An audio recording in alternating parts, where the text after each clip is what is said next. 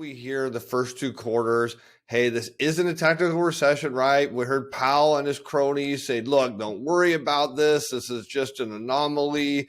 I'm sure we'll, change the numbers later on and make it look better. We heard from the Biden administration, look, a technical recession isn't a technical recession all the time. There's sometimes it isn't. Don't worry about it. Again, the third quarter is going to look great. And sure enough, here it did. So perhaps this is the beginning of the next bull market. Maybe that was a soft landing. Maybe the worst is behind us, but there's a problem with all that, Jeff. And that's this company called S&P Global and their composite PMI, which has a really good leading indicator of GDP. And it kind of just says the fourth quarter, which is, I think, all that matters now, because all we're doing now is just looking back and seeing where were we in the third quarter. But going forward, according to S&P Global's data, it looks like we're going to see potentially either close to zero or maybe even a minus sign. What is going on in the economy? Really, nobody knows where we are heading. However, everyone knows one thing, which is sure, that economic conditions are not good. People know they have to suffer more due to the declining economy. But what's actually happening? Even if the GDP seems to grow and the economy seems to work, why are consumer prices fluctuating so dramatically? If you also want to understand what all that means and where the economy is going, you should watch this video. Today we're going to reveal what is happening with the economy and where all this will lead us. Steve Van Meter, the president of Steve Van Meter Financial, a certified financial planner and an investment advisory representative at Atlas Financial Advisors, will tell you in the simplest language what you need to know. Watch the video until the end to know what the next few months of this new year will look like. Let's get started. People are already overwhelmed by the increasing prices and increasing interest rates. However, according to the latest data, the GDP forecast and even the real GDP stands at 3.2% growth. Earlier, this was at 2.3% only a few months ago, which increased to 2.9%. But now the increase has reached 3.2%, which is a marvelous achievement given these uncertain times. But despite the GDP growth, people are still suffering. That's where the confusion starts. Why not is the GDP growth bringing similar results for the ordinary people? Why are they still suffering? Well, the answer lies in knowing how this GDP has increased. Earlier in the first two quarters of 2022, we heard the Fed chairman saying that technically, there isn't a recession. However, all the signs pointed toward the truth that we were in a recession. They said that really soon, we will come out of recession. Today, it appears that we are one step up from the quagmire of recession due to appreciating GDP. But this appreciation is temporary. In the third and fourth quarters, the U.S. bottlenecked all its imports. No matter which raw material and inventory we are talking about, the major producers in the U.S. just shrank their imports, which allowed the U.S. to decrease the trade deficit. Not only that, but U.S. exports increased exponentially due to the opening of European markets after lockdowns were eased. Since an energy crisis was in Europe, and is still there, the U.S. also got the chance to sell energy in the form of LNG. Even the U.S. sold oil from its strategic oil reserves. It appears that everything was in the U.S. favor because the USD price also increased. On one hand, the U.S. was accumulating reserves by increasing its exports, while on the other hand, the strong USD was allowing it to decrease the trade deficit and earn more. When all these good things combine, we see an appreciation in the GDP, which we are seeing now. But yes, it's not permanent and secure because imports, exports, trade deficit, and USD price can all fluctuate over time. And guess what? These have already started to fluctuate. USD is no longer stronger and has started to decrease its price. Imports have started to increase while the exports are returning to normal, meaning the US has to take care of the trade deficit once again. Since the appreciating factors contributing to GDP growth were short-lived, the GDP growth has brought no good news for Americans. However, the GDP growth on paper seems phenomenal, and the Fed will use it to prove that it's doing everything it can for Americans. Listen to what Jeffrey Snider, an expert on global monetary system and Eurodollar, and Steve Van Meter have to say about that. We hear the first two quarters, hey, this isn't a technical recession, right? We heard Powell and his cronies say, look, don't worry about this. This is just an anomaly. I'm sure we'll, change the numbers later on and make it look better. We heard from the Biden administration. Look, a technical recession isn't a technical recession all the time. There's sometimes it isn't. Don't worry about it. Again, the third quarter is going to look great. And sure enough, here it did. So perhaps this is the beginning of the next bull market. Maybe that was a soft landing. Maybe the worst is behind us, but there's a problem with all that, Jeff. And that's this company called S&P Global and their composite PMI, which has a really good leading indicator of GDP. And it kind of just says the fourth quarter, which is, I think, all that matters now, because all we're doing now is just looking back and seeing where were we in the third quarter. But going forward, according to S&P Global's data, it looks like we're going to see potentially either close to zero or maybe even a minus sign. Yeah, and it's not just the PMIs, though. I mean, let's look at the GDP data itself, because what didn't change over the first and second revisions was where the vast majority of that 3.2% gain, the now 3.2% gain, came from, which was a sort of unusual one-time historic quirk in net X, or net trade, where U.S. imports had been declining relatively at a sharp rate, because U.S.-based companies are saying, we're not sure we want any more inventory.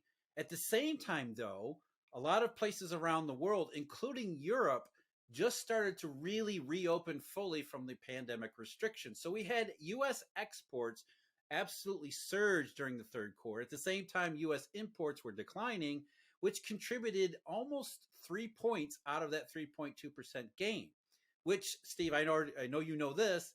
If people don't know, exports have already rounded the top and have started lower in the fourth quarter, which means net X is, well, depending on how fast inventory or imports fall, it may be that net X is actually negative, which erases that 3% there, which means we're starting the fourth quarter without the export boost, which kind of puts it in the same territory as where the S&P Global PMIs are.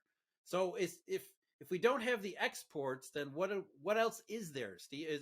Look at consumer spending. That's not all that robust either.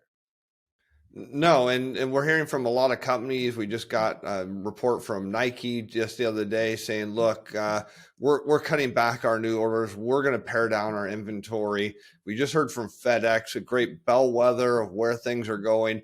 And even though they massaged their report to get their stock price to go up, the clear sign was, hey, shipping is going, demand for shipping is falling, particularly overnight and international shipping. So there's a sense of urgency, what you would say, for inventory and parts and things coming out of Asia and other parts of the world to the US that's declining, would tell us that perhaps this, like you said, Jeff, this demand picture is still on the downward trend. And it's not unusual to get one-off GDP reports. This happens, from time to time. So if you're looking at this saying, hey, maybe this is a trend, you can go back in history and find out there's things in the crop industry that can cause one-off bumps. So this is not unusual that we see kind of an... So doesn't it mean that increase in GDP is a trend which will follow? Here's a little reminder to like the video if you were loving it. And if you don't want to miss videos about the evolving economics and the financial order, subscribe to our channel. Let's continue now. Well, let us make that easier for you. We cannot decide that the GDP growth is permanent by seeing an increase in GDP over the last few months. In other words, when exports are increasing, imports are decreasing, the USD is strong, and the US accumulates reserves, it doesn't necessarily mean we are back on track. It does not mean that now, from next year, we will see an increase in GDP, which will bring everything back on track.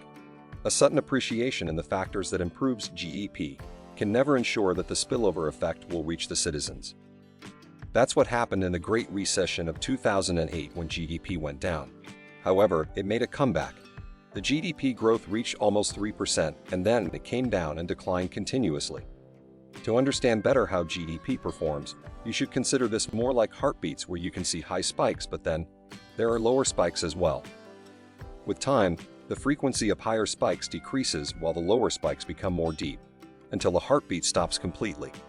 That's what happens with the GDP as well, and when the GDP falls, we say the recession, and then a collapse has come.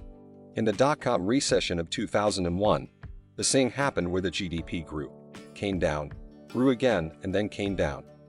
Hence, whenever you want to get the real picture of GDP and how it will impact you, you have to know the minutest details. Listen to what Jeffrey Snider said. Yeah, I don't think people know that too much. I mean, because, again, we talked about the technical recession, which there is no technical recession. Recession looks different all the time, but people have in their mind that GDP goes down and then just keeps going down quarter after quarter. You go back to the Great Recession, the 2008 recession, you had a drop in the first quarter, then a gain, a pretty sharp one, almost 3% in the second quarter, and then the bottom fell out. The dot-com recession, the one before that in 2001, you had a drop in the second quarter GDP, then a rebound, and then another drop. And that was it. That was the entire recession. There was no two consecutive numbers in a row. So GDP tends to be noisy, which is why you got to look into the details, which I think, Steve, you mentioned a couple of corporate reports.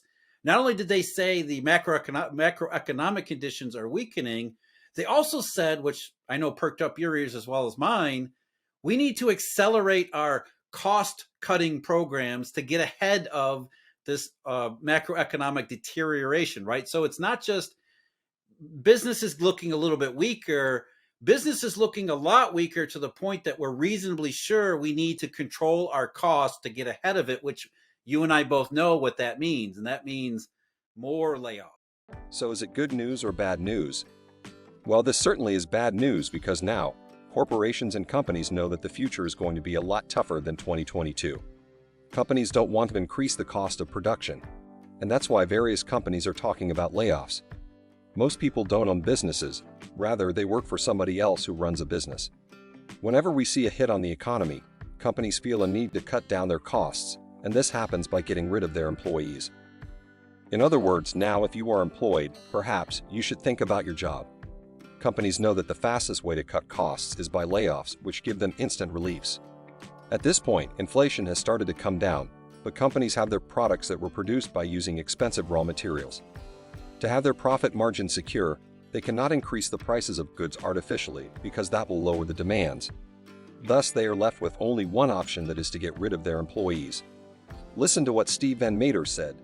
Well, and that is a great point, Jeff, because a lot of people don't own businesses. They go to work for someone else, so they're not thinking about, their job might have costs involved where they're, limited to a budget. But when you think about, your household budget, or if you're a business and you're thinking, I have to cut costs. Now, what would that in perspective mean is my thought that my wages are going to keep increasing is probably not going to happen. So I've got to cut my household expenses down. Or if I'm a business and I'm trying to pass on inflation, which is, of course, what businesses really want to do right now. And I'm kind of leading you right down the path to talk about where inflation is going here. But if you're hearing a company talk about cutting costs, it's because they are starting to come to the conclusion is they can't pass on higher costs. They're going to be stuck with the price level they're at, which is how inflation tends to work. It might go down a little bit, but it tends to be fairly sticky. And they've got to cut their costs to get their margins back in line.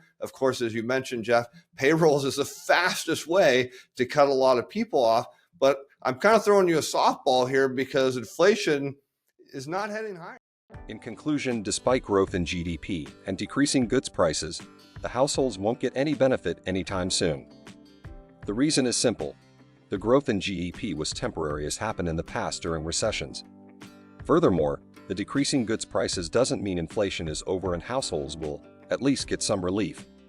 Now when the Fed showcases the GDP growth report, you will already know that it's all superficial growth, which means no benefit for anyone. What do you think? Are we in a recession already? Do you think the GDP growth will be permanent, and in 2023, we will see the economy rebounding and households getting real benefits? Comment your opinions in the comment section right below. Do you want to watch more videos like this one? If yes, please like and share the video and subscribe to our channel for more videos on the latest economics and financial news. Until the next video, stay tuned.